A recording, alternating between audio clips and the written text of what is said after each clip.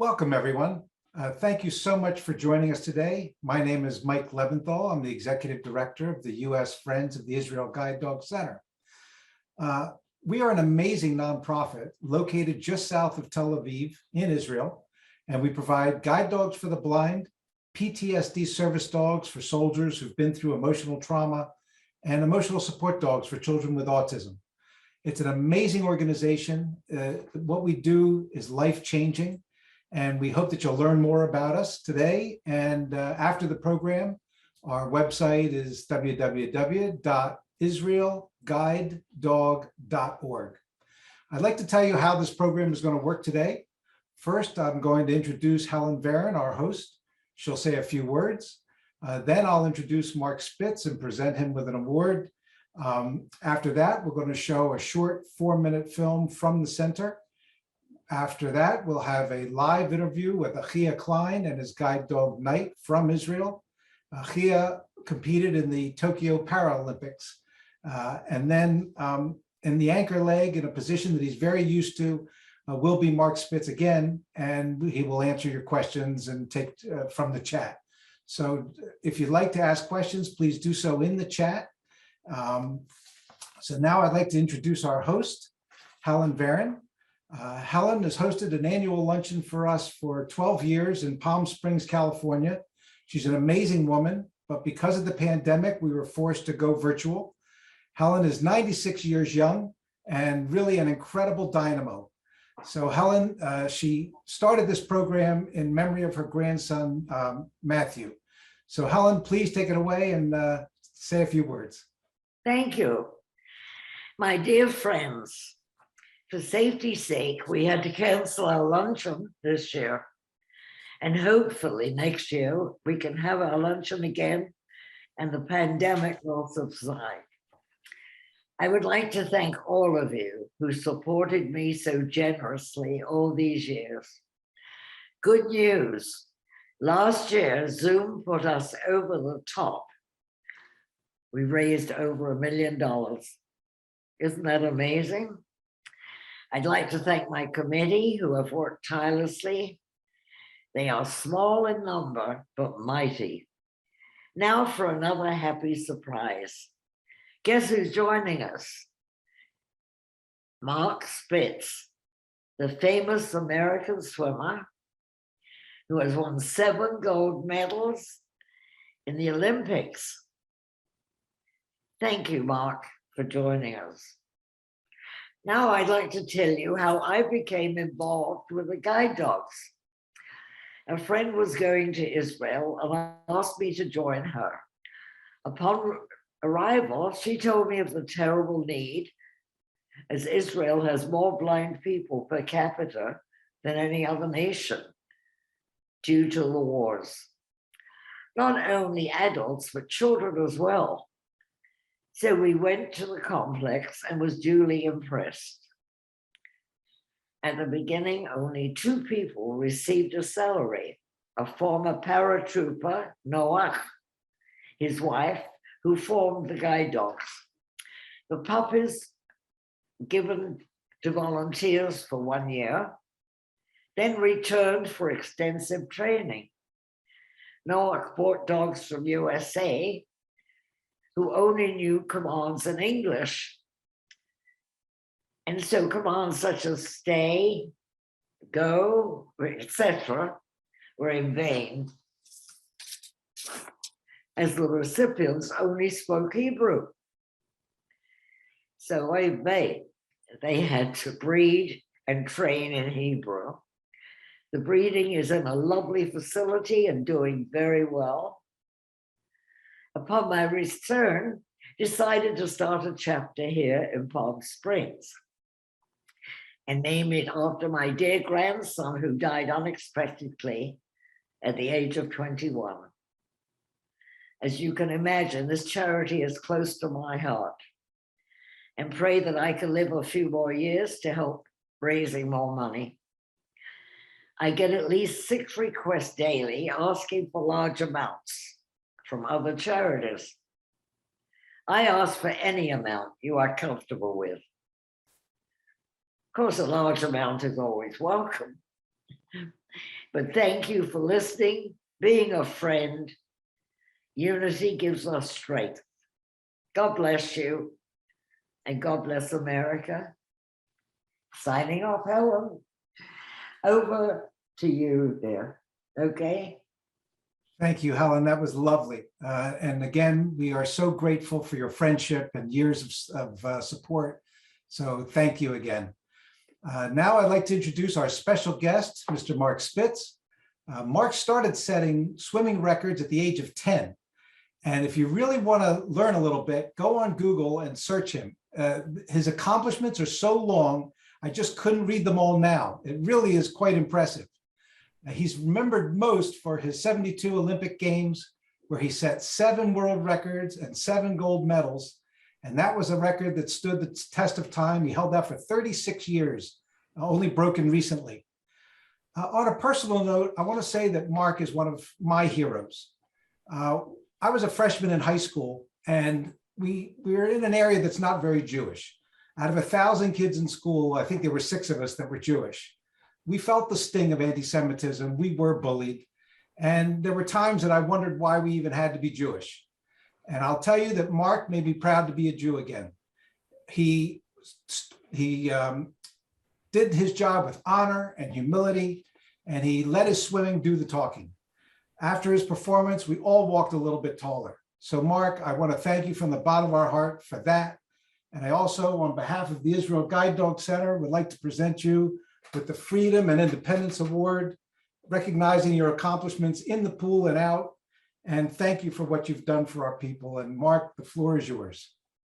Well, thank you very much for this honor. I'm deeply taken back from the program that you made me very aware of with the guide dogs. As a matter of fact, I have been speaking all over the world for many, many years.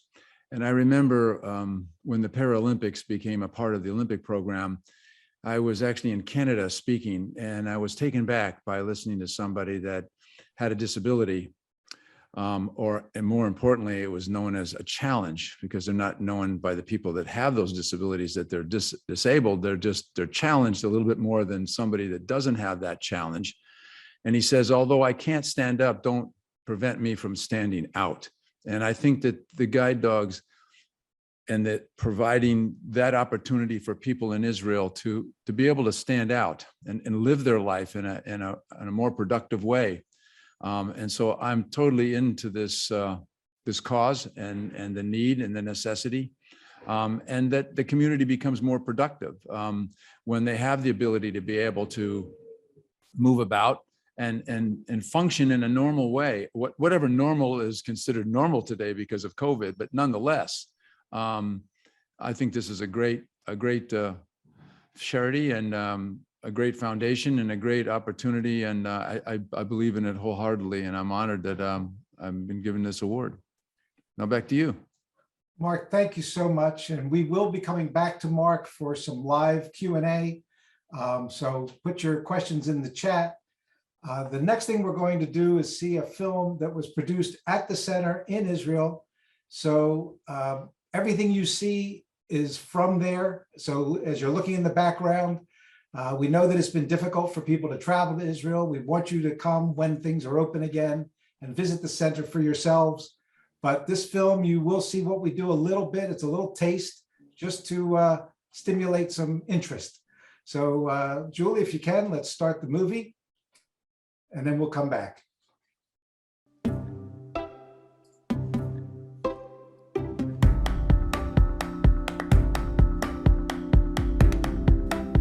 Welcome to the Israel Guide Dog Center in Bet Oved. This beautiful place revolutionizes people's lives. And today, we're going to see how this magic happens. Hello. Hello, nice to meet you. I'm Noach. Welcome to the Israel Guide Dog Center for the Blind. So where do you suggest we begin? Well, if it's up to me, always start with the puppies. They're the best.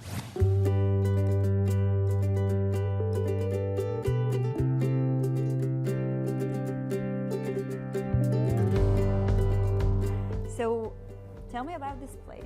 So this is our puppy house. This is where the puppies are born. For the first 5 weeks, they're with their mother, they nurse, And the next couple of weeks is time for them to be enriched. We do different surfaces for them to step on. We have noises, we have different kind of toys. And then at the age of 7 weeks, they start their second stage of life, which is outside of here, with volunteers, which are puppy walkers. At the age of 1 year, when they're finished with their puppy walkers, they come in here for training.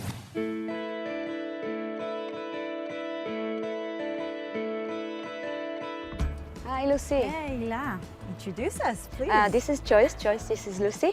Joyce is with me for the past 3 months and she's been training to be a guide dog. What does it mean to train a guide dog? The dog needs to protect the person from the obstacles around him and to bring him from curb to curb. It takes about 5 months to train a dog, but also afterwards the dog is working and continues training with the person. We have an obstacle course right behind us and I would love you to experience it if you'd like. Okay. קדימה. יצרה, עשי צעד אחד לפנים, תבדקי למה. טוב מאוד. כל הכבוד, ג'ויס.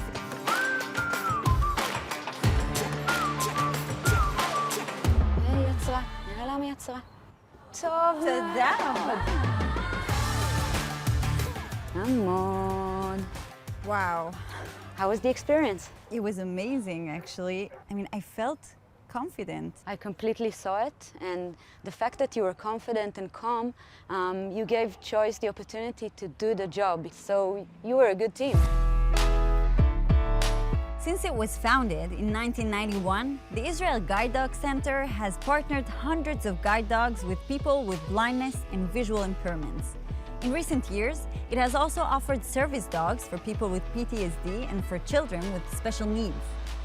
Some will attend a 4-week course, others will have shorter trainings or home course. At the end of their training, they receive a dog to accompany them onwards in their lives. It is a center of knowledge offering training at the highest professional standards. All of this happens here. I served for 5 years in the Nahal Brigade. I have PTSD.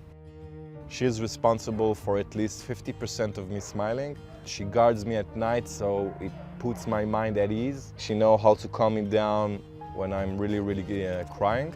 So this is the first big impact, which only this changed my life. I was a cane user before. I just wanted to be able to be a little more independent. I trained with Honey and it's been heaven since. The guide dog gave me the opportunity to be independent, like everybody.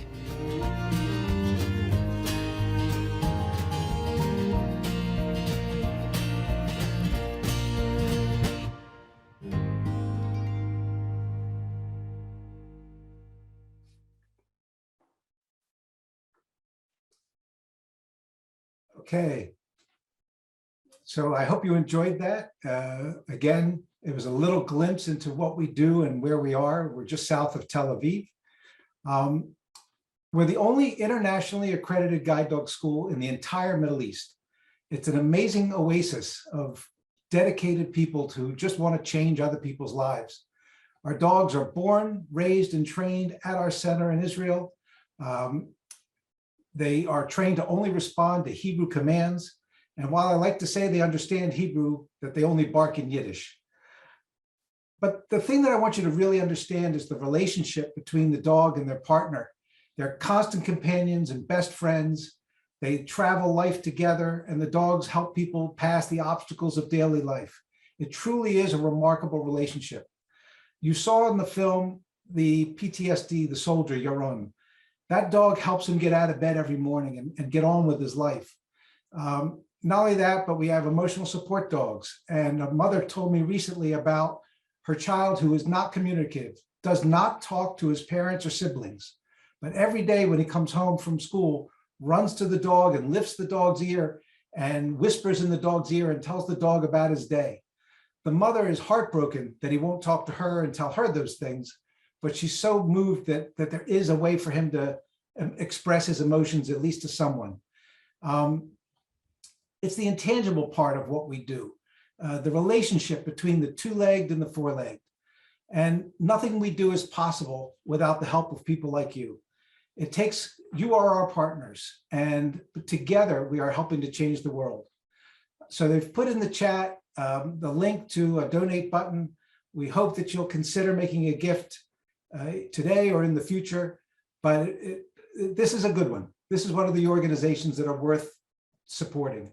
We're highly rated on Charity Navigator and GuideStar, and I promise you the money you give does go where it's supposed to go. Next, I think it's time to move on, and we want to introduce you to some special guests in Israel. We have Ahiya Klein, a young platoon leader who discovered a terrorist tunnel outside of Gaza. And while they were trying to destroy the tunnel, an explosion occurred and Ahiya was blinded. He is joined by his guide dog, Knight. You'll see in the back there a little bit. Originally, we had hoped to put Ahiya and Knight on a couch, but this morning we found out our executive director in Israel, CEO, caught COVID. So he's joining us from his home in Israel. But Ahiya is a no-nonsense guy. He competed in the Paralympics in Tokyo just recently. His team made it all the way to the finals. And we are so grateful to have both Ahiya and Noach and Knight with us today. Ahiya and Noach, take it away, and we'll continue shortly. Okay, I'll with your permission, hello, shalom, everybody. I'll speak very shortly, and the next, of course, will be for Ahiya, and I'm sure Ahiya is going to call Knight with sleeping behind him, so everybody will see him. I would like to go back 36 years ago when I met Norman and Phyllis Leventhal in the first candle of Hanukkah in 1986. And it's incredible that today we have the event 2 years after that's Norman's anniversary, when he left us with his body, but not with his soul. And this is an organization with a good soul. And I think Helen, the soul of Matthew, and is with us. And again, I would like to thank you for what you decided to do. A special thank you to Linda and Tom Klein and the son John and Gretchen, who lives across the street of Mark, and they introduced me to Mark. And that's it's all about relationship. It's relationship between human to human and to human with a dog. In a second, Ahiya is going to speak about his life before or when he received the Knight. I think it's all said by Mike and Mark. So I would like to hug you and to thank you. And let's listen to Ahiya. Ahiya, if you don't mind to share to the people what is Knight for you, and take it from here. Thank you, Noach. First of all, I would like to thank you all of you to being tonight, and by being here and support the Israel Guide Dog Center, you are basically allowing me and other blind people to get their guide dogs. So thank you in advance. I will speak a little bit about myself and then my relationship with Knight. My name is Ahiya Klein, living in Tel Aviv. I'm 30 years old, married to Shirley, and we have 2 little boys and Knight, of course, at home. Suddenly I get injured I was a team commander in an elite unit called the Yahalom. Yahalom mission is to take care of the tunnel between Gaza to Israel. And at the end of 2013, I went for a mission to demolish a tunnel that cross the border between Gaza and Israel. And during our mission to take off the tunnel and to try to investigate the tunnel, it was a big explosion that blew up my upper body and my face, and I lost most of my sight from this explosion. I think if I will jump ahead a little bit, although the physical injury and everything, the big loss that you have after you get injured is your independence. And once you need to start thinking for other people to help you and to do that and to do this, and you find yourself like struggling with yourself. And I think one of the first point of hope that I had in when I got Night, because once I put the harness on Night and I told him Kadima, in Hebrew it's you can go, I was just smiling, and no one can remove the smiling that I had on my face, because I was starting to feel again myself. I was able to choose where I want to go, no need to any other help. So it was amazing. After during the years, I started to compete and in the Israeli Paralympic rowing team. And when I'm flying all over the world, Night always come with me to all over Europe. We had just being in Paralympic in Japan. Night was it was a guest of honor in Japan. All the interviewer and the paper news gonna take picture of him and interview me, ask me about the race and how was your dog reacting to be in Japan. So he also always be part of the party. And so again, I want to tell everyone here tonight, and thanks again. And Mike, you can take it again. Okay, Ahiya, thank you so much. Somebody asked in the chat if Ahiya is a veteran. Yes, he is. He is a veteran of the IDF, and the name of the dog is Night.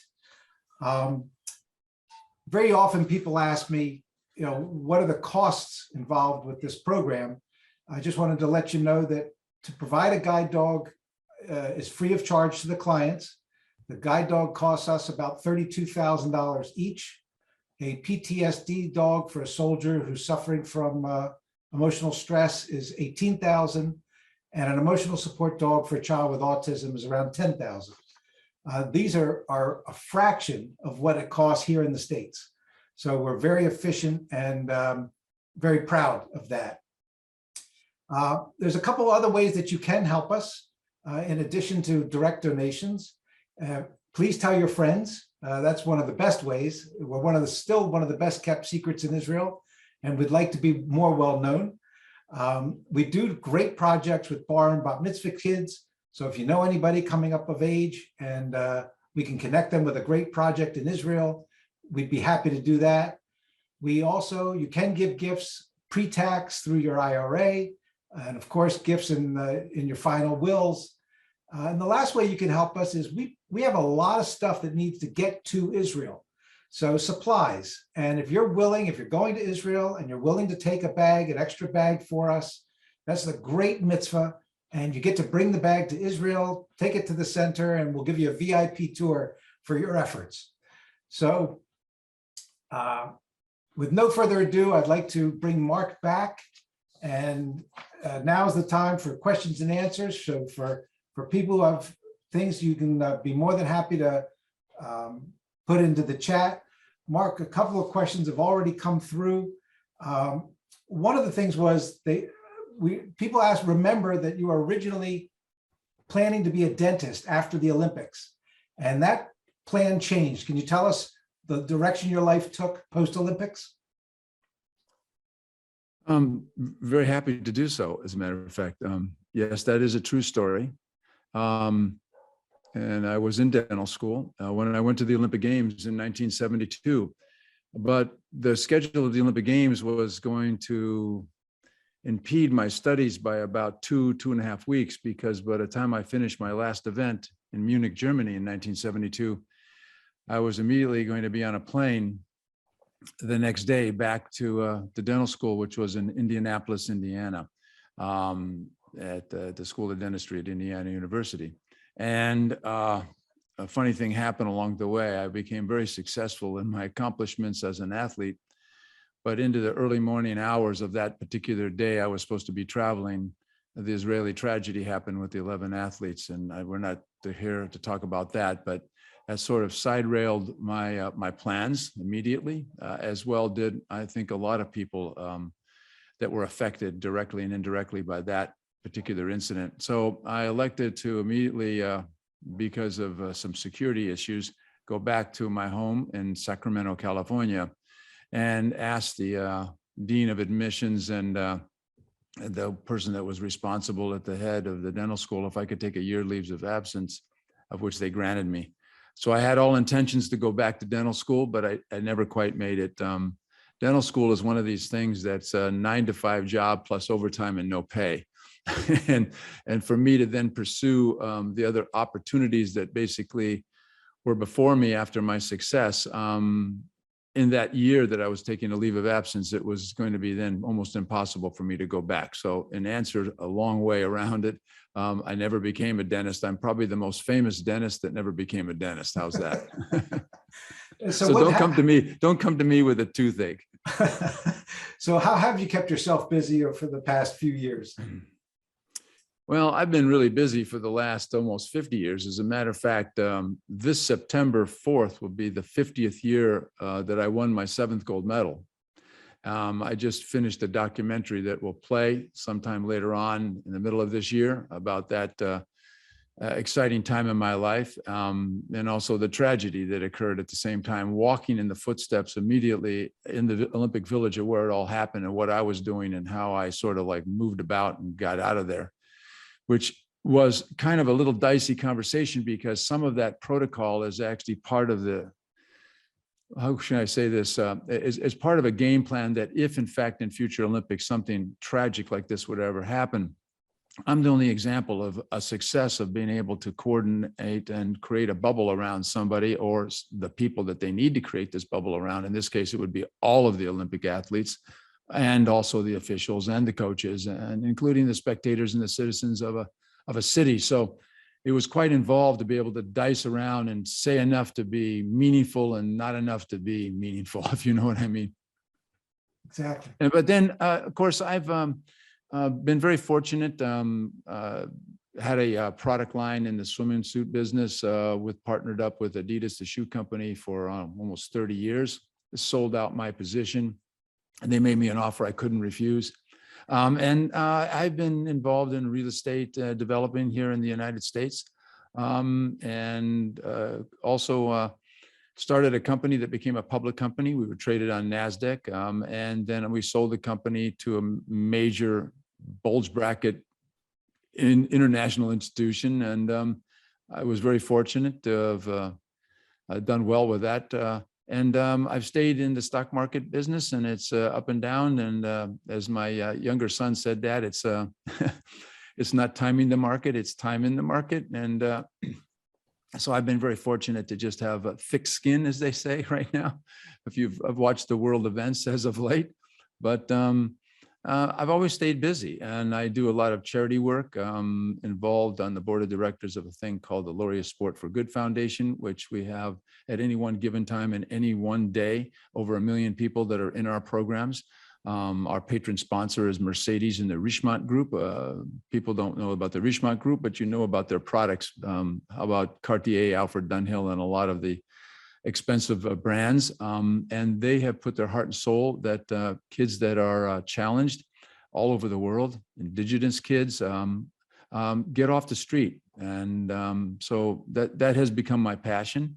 And the reward is that we affect the lives of so many people that would have normally not had a chance. And it's not really with the ambition that they become sports stars or celebrities. They're just sports programs that enable them in a community atmosphere to build self-esteem. And I'm all for that. And I've been doing that for almost 22 years. And I'm on the board of directors of that. So very impressive. Very impressive. What advice do you offer young athletes? You take one step at a time. I've had the very interesting fortune of speaking to so many people all over the world.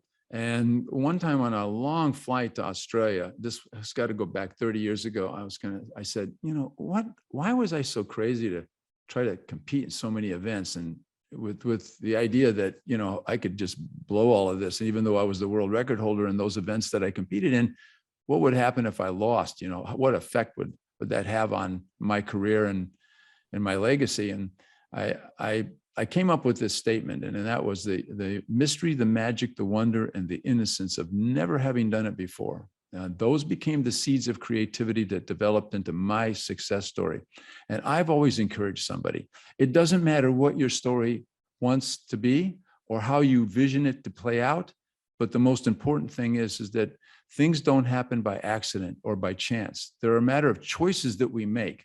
And so I've always encouraged people that want to go out for sports, or if they want to go out and become a great scholar or a great filmmaker, is that challenge yourself.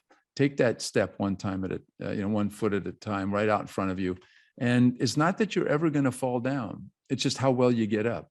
And you're going to have to get up a lot. I'm telling you, you're going to have to get up a lot. And don't listen to the naysayers. And so it's all about you.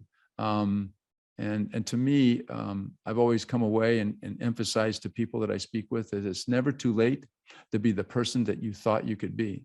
And to bring that back on track is that we, or you, through the foundation of the Seeing Eye Dogs, is giving somebody that opportunity to be the person that they thought that they could be and continue to want to be. And I think that's the message, sort of tied into it's universal. We always wish good things for people, and I've been an advocate of that since 50 years. Somebody in the chat just asked, what have you done with all of your medals and awards? Well, my gold medals are actually in a bank vault. When I got back from Munich, I put them there immediately, and I didn't want to give somebody the idea that they could come and visit them unexpectedly or unannounced, because they're not going to be there. I'm actually sitting here in my living room, and there's a lot of items in the shelves that are behind me. Almost looks like a gift shop. But one of the interesting items in there is the actual swimsuit that I swam in. And I ironically swam in all 7 of my events in the same swimsuit. Now that may seem like, well, why not? But, when you're, I guess, a professional athlete, you have a lot of equipment. And every time I went to the Olympics or an international meet, I was given a bunch of swimsuits, and we were given the team suit. If you made the Olympics in one event, you ended up having 3 suits that were given to you. So I was in 7 events. So you do the math. I had 21 suits. Unfortunately, 20 of them had a spot right in the front that was very revealing, and I couldn't stand the way it looked. And they couldn't do anything about it because they were basically one-offs. They were going to go into production of this particular suit with the stars and the stripes, but that was later on, but not at the Olympics in Munich. So I chose to do 1 suit. Psychologically, I had to overcome that and get over it. But it turns out to be that was the suit that has 7 world records and 7 gold medals, and it happens to be behind me. So in a little plexiglass box that I can pull out and show people. I used to say a number of years ago that I'd like to be able to get back into that suit, but currently, since COVID, I'm proud to say that my diet has been really great. I've lost about 35 pounds, and I weigh within about 2 pounds of what I was when I swam at the age of 22.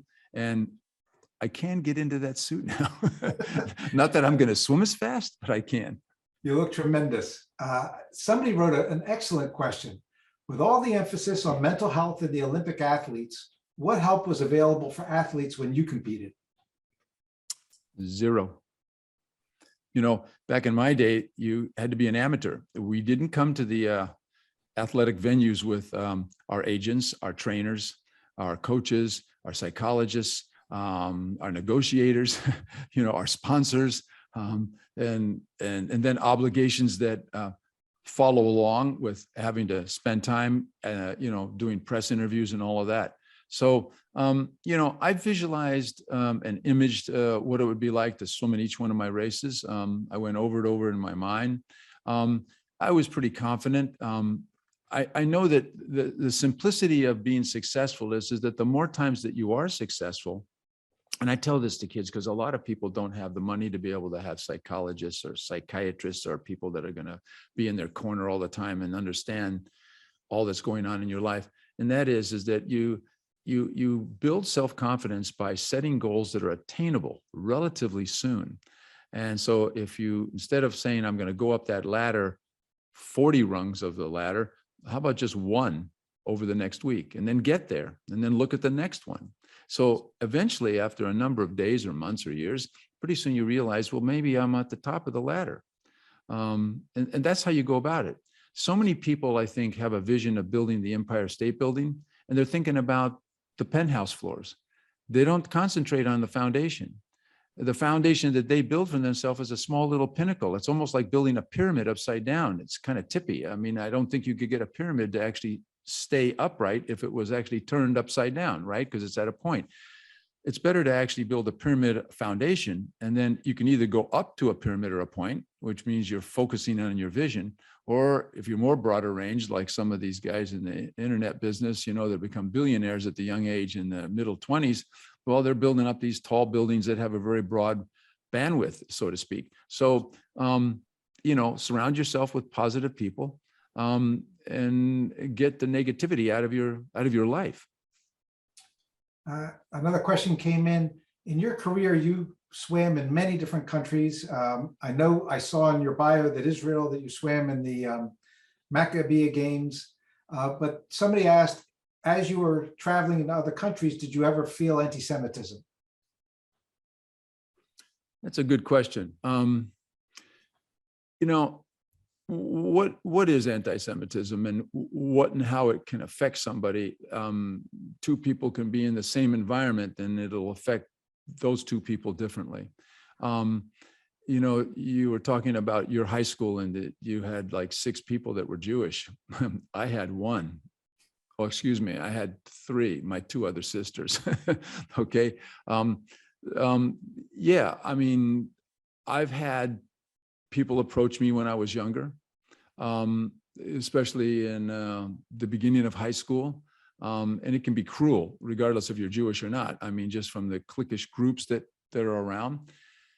One of the things that I'm an advocate on, and I really stress this to people, and that is that when you get picked on, it's because you're allowing it to happen.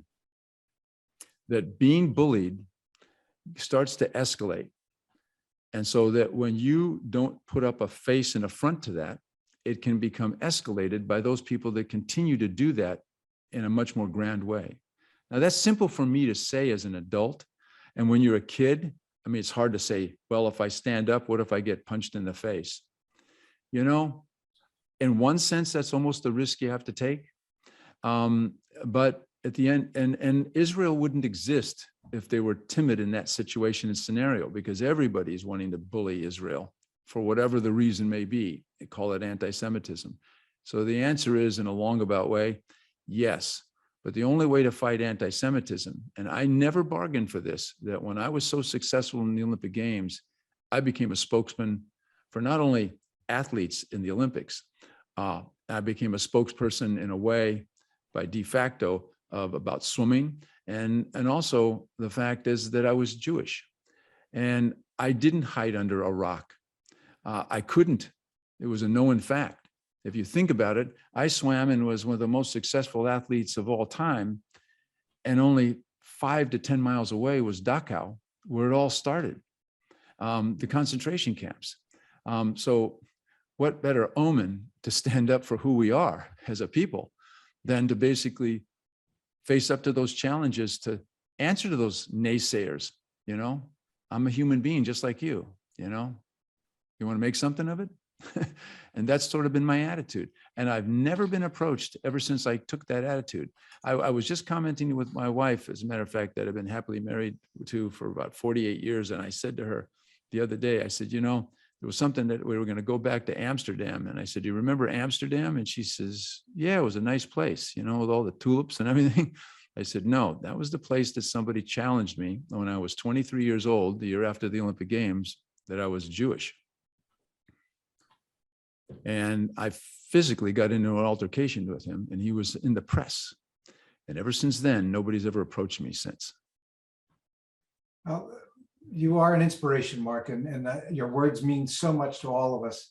I'd like to bring Noach and Ahiya back, and we're going to be the 4 of us on the screen, so questions can be asked of anyone. Noach, I do want to ask a question of you. Somebody asked, what kinds of dogs do you choose as guide dogs and working dogs in Israel? The majority of guide dogs are Labradors, Golden Retrievers. Sometimes we cross the 2 breeds, a little bit of German Shepherds. And speaking about dogs, Mike, behind you, there's an amazing poster of the 10 puppies. And you mentioned before you ask the people to come and visit us and to carry on maybe bags, I would say that sometimes we get amazing gifts from our colleagues, guide dog schools in the US, and that raise puppies for us or give us puppies. So maybe some of the people will contact you, Mike, and in the future, when other guide dog schools would like to donate to us puppies to enrich our genetic breeding stock, we would like to have volunteers to raise them for a few months. But the main answer is a good dog, a good dog. But And Noah, can you tell us how long it takes to train a dog? Well, from the beginning, again to the puppies behind you, our team work with the puppies when they are 2 months old. We already give them, protocols, massages, and we walk them and give them the confidence. They go out. We raise about 130 puppies a year. They go out to students, volunteers, who raise them in different universities, in the Hebrew University and Ben Gurion University, Tel Aviv University, the Reichman University, where Ahiya earned his 2 degrees. And when they come back at the age of 12, 13, 14 months, we start to give them the university to the dogs. It takes about 6 months to train the dogs until, as we all saw in the movie, our visitor walking with blindfold, ready to guide a blind person. So when the dog is ready, we start to match the dogs with the people. We have 6 bedrooms, and we have classes up to 6 people coming to stay at the organization in order to build up the confidence with the dog. It's about 3 weeks when the people are receiving their license in a way, and then our team take them back home and help them as much as possible. And it's a good time for me to thank the amazing team that we have in Beit Oved. We have more than 50 people working day and night, 7 days a week, giving a lot of love and confidence to these dogs. And it's a big tribute to them that changed these puppies into dogs like Knight, that Ahiya shared with us what it means to him. Ahiya, a good question for you is, can you tell us about your relationship with Knight and what it felt like when you first were partnered and learning to work with him? What was that experience like?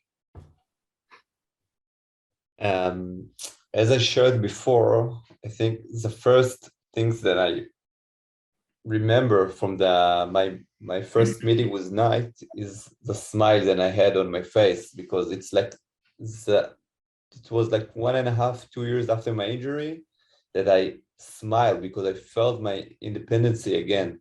So it was very like, it's just, my smile just got bigger from then. Yeah, but it's like Knight really, it's, I don't know how to express it. It's became part of my body. It's when I your shadow. Yeah, it's more than shadow. It's like it's just the example. It's my left hand, but yeah, when I went into the with my wife in the wedding to the hill, he walked with me, with us, because he's a part of me, part of my life. And when I go abroad to a competition for a training camp, it's like you landing in a different country and you still have your car with you. So it's really hard to express how important he is in my life. And what do you do at night when you're training, when you're rowing, and where does he go? He's watching the pontoon, watching my shoes. No one gets stolen.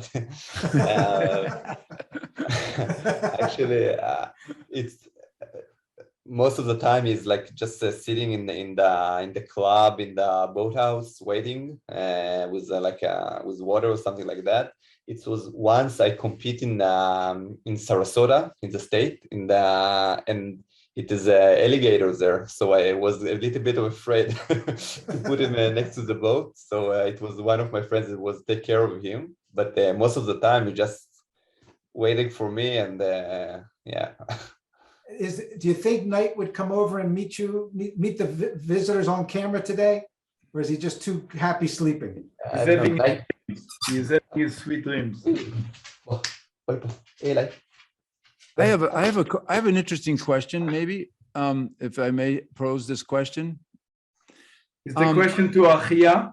Well, to you and Ahiya, I would like to know that obviously the dog doesn't have the life expectancy as a human being. So what provisions are there for people that have a guide dog so that towards the end of that lovely serviceable lifespan, that they're provided with obviously a continuation of a replacement dog? How does that work? Or is that, I mean, how does that happen? It's a very sensitive answer, Ahiya. Would you like me to take the lead? Yeah, it's I didn't tell, but after my big smile in I had when I met Knight, it was like, what's gonna happen in a few years when he's not gonna be able to work with me? And when Noach asked me what's the age of Knight, I always lie because I don't want him to to replace him. But I mean, Knight is my first dog, and it's very obvious to me that in a few years, a long years, I hope he's gonna need to end his serve, and I hope I will continue to keep him in my house and to treat him as he treats me over the years. But I know other people that cannot keep their guide dogs. Noach can explain what's the program for them. Well, Mark, you asked such an emotional, deep question, and I think that the organization needs to support both Ahiya and all the clients or the people who receive guide dogs, and of course the dogs, and the dogs that either can stay as a retired dog until they passes away at the age of 14, 15, 16, and but many times the puppy raisers who raised them in the beginning likes to have them as retired dogs. And we I think in Beit Oved, we are such a fortunate organization that we are so lucky to have amazing teams surrounded by volunteers and supporters, and now new supporters. And listening to you, Mark, you know, the way you spoke today about the organization, what a friend, what an ambassador, and I would like to use the opportunity to thank you. And we have in the team a social worker or psychologist to help those that needs the support in going through this difficult time, going from one dog to another. We are hugging both the two-legged and the four-legged. We are not leaving them alone. It was a great question, Mark. And just to make it clear, working dog, these dogs will work approximately 8 years. And we plan the retirement. So as the dog is reaching the age of 10, we're trying to help the client mentally prepare for the idea that it's time for a change. And so one of our clients who's been relying on a guide dog for so long will not be without a dog. So to answer your question, you know, our goal as an organization is to make a smooth transition as possible and make sure that our clients are always served. So that's that. Mark, a fun question came through. Somebody asked, when did you shave your famous mustache? About 13 years after I started to grow it. I think it was about like 1988. I did it on Valentine's Day in 1988. I don't know why. I just got tired of it. I grew it out of spite, to be honest with you. My college coach said that I had to look like the all-American champion or whatever, and we couldn't have facial hair. But if you go back to the 1970s, early 70s, I mean, you had the Beatles and you had the Rolling Stones and had all of these long-haired dudes running around, you know.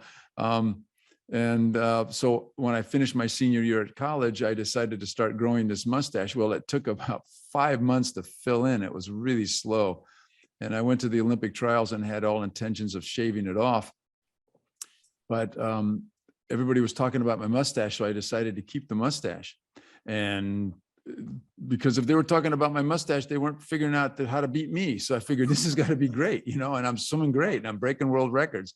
So I went to the Olympic trials and had the mustache, got over to Germany. We had a training camp for about 3 weeks, got over to Germany, got over to Munich, and then all the press were going, what are you gonna do with this mustache? And I go, I don't know, it worked for me in Chicago at the Olympic trials. I'm going to keep this thing. Well, at the Olympic Games, and I don't, you know, there's only one swimming pool of competition, and they have a training pool right next to it, but there's so many nations that they gave us other pools. So we only had an assignment of the real pool for about five sessions. We ran out of those sessions, and I wanted to go over there the day before the swimming started at exactly the time the finals were, at like 6 or 7 in the evening, and our sessions were always like in the morning hours. I just wanted to see what the ambient light was like. So I knew that the Russian team was over there and they had the pool at that time, but I knew a couple of coaches that spoke English. So I went over there and a long story short, I said, can I get in the water and swim for 5 or 10 minutes? And they said, sure, give me 5 minutes. I'll clear out lane number 1. The reason he wanted to clear out lane number 1 was that there was underwater windows at both ends so that the television cameras could actually pick up the turns, you know, in the telecast. Well, I noticed that half the coaching staff had disappeared. So every time I got next to to these windows at the end of the pool, I did this really crazy, unconventional swimming stroke, like as if I was just a beginner. And all the flashes were going off. So I did this on purpose. I got out of the pool and I was towel drying off. And of course, the one that spoke perfect English and all these unabashed coaches that had their cameras on there. I mean, it wasn't that they were trying to get secretive shots. They said, they've never seen you swim in person. You have an unconventional stroke. You always swim like that. And I said, yes. Of course, that didn't take much to translate in Russian. The next question was, well, doesn't it slow you down? They had no idea that I was going to go back to the Olympic Village, a small 5-minute walk away, back to my room and then shave it off. But I said to myself, I'm going to give him this answer. It just blurted out of my mouth. No, it deflects the water away from my mouth. I can get a lot more streamlined. I swim faster. As a matter of fact, it worked a month ago. I broke 3 world records in Chicago. I'm keeping this mustache. And I kind of chuckled to myself and I said, now, how are the Russian men going to grow mustaches in 24 hours? Well, it didn't take them 24 hours, but the following, and I never obviously shaved it off because it was working for me. All the Russian swimmers the following year had mustaches, and that is a true story. Oh, that's hysterical. That is just priceless. Ahiya, somebody asked a question about how does night do around your small children? What are the ages of your kids again, and how does night react around them? So my kids are very, very young. The older one is 1 year and 4 months, and the second one is 2 months. So I hope they're still sleeping now. Actually, it's amazing. It's like to be dog involved in the house is the best cleaner when they're eating. Is the best cleaner. All the floor is very clean. You like do it. You know what to do with that. But it's amazing for them. My older Dar is not afraid from dog because he has night is a huge one. And actually, when we are going visit some friends or see some dogs in the park, this is also a dog like night, and it like reaches his hand. But I need to explain them. Not every dog is like night. You need to be careful. But for them, it's like it's amazing to like for them to be able to grow up with a dog. Actually, when I grew up in kibbutz, I had a dog also. It's for them, it's amazing. It's a very good experience. Mike, I saw Ahiya and the kids, and it's like another brother. Ahiya, I saw a video of you this week skiing on a snow mountain backwards. Now, are you trying to kill me? I mean, I can't ski going forward, and you're skiing backwards on the mountain. The truth is that when we have a very little mountain in Israel with snow, and I love skiing, and this is like I learned skis after my injury, so I know just how to ski blind. But when I go down in the slope, someone come to me and ask me, I never saw a blind person, like how do you ski? And I say, forwards is not a problem. When I'm doing backwards, it's not to be a problem. And then I thought to myself, I have to try it to see how it's going. But Yeah, it's Ahiya doesn't take limits. He all the time wants to go above the limits, above the boundaries. I do it as In the army, a joke. Civilian. I do it as a joke with the friends, but it's actually to believe yourself, because for me it was the same. When I'm like going downhill, there is a person sometimes behind me, sometimes in front of me, tell me we have a kind of a radio, and he told me take the right, take the left, and I know how to take the turn, and he guided me. And I said to myself, like, what's the problem? If I can do it forward, I can do it backward. It's just I need to listen and to do it, and it's try to go with guide dog with a mask, and also try to skiing without seeing. It's the same. Okay, I think we have time for one more question. And someone asked, at the Olympic Games in Tokyo, because of COVID, did that prevent you from meeting athletes from other countries, or were you still able to meet? And how did other people react to the other athletes react to night and your blindness? Actually, night was the reason that like a lot of athletes reaching to me, because he's kind of an icebreaker. So so many athletes asked to get a picture with night. There is kind of things in the Olympics that every country have some kind of opinion, and that you exchange with different country. So I had the most, because a lot of people come to me to ask and to exchange it. So it was like a fun games. It was my first experience in the Olympic Village, so I don't know what is with in like regular is with no COVID, but it was like quite different. We have also kind of a cube in the when you have the when you go to eat, you need to sit in some kind of a cube, but it was more or less the same like we hold. All of us handling our daily basics today. So I didn't feel what is with no COVID. And it was amazing experience. Night was the star in the Olympic Village. I told in the beginning, all the reporter, the newspaper come to me to interview me, and then asking about Night. So Night is also a very good ambassador for the Israeli guide. Ahiya, I want to thank you. I want to thank you so much. Mike, parallel to Ahiya, we had two other ladies with guide dogs competing there in Tokyo with the goalball team. So 3 of the sports people with guide dogs presented Israel. Quite amazing achievement. Yeah. Ahiya, I want to thank you for joining us. I know it's 9 p.m. in Israel now, and I'm glad that we didn't wake the children. Noach, feel better. He's recovering from COVID, and we're glad to have you on the call still. Mark, a huge thank you for joining us. It was inspiring, and you've told some great stories, and we just can't thank you enough for your support and for being with us today. Well, thank you for having me, and this award means a lot to me, and especially all those out there. Reach into your pockets. This is a worthy cause, one that is so appreciated by those that receive the benefit of the seeing eye dog. There's no doubt about it. Thank you, Mark. So much appreciated. Thank you, everyone. This is going to be recorded, so we'll be able to share the recording. Friends of yours didn't get to see it. And again, israelguidedog.org is our website. Thank you all again. And there is another link to donate. They just popped up in the chat. We so much appreciate you. Thank you all.